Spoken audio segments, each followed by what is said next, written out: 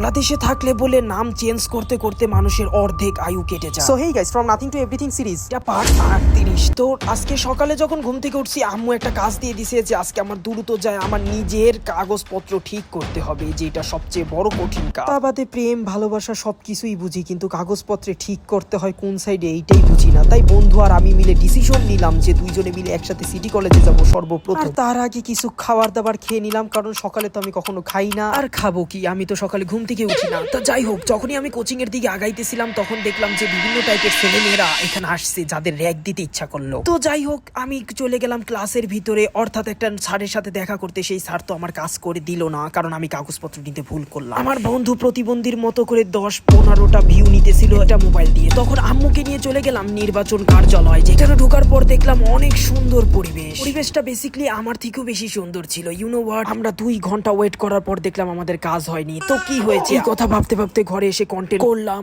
আর দিনটা শেষ করলাম 0 out of 10।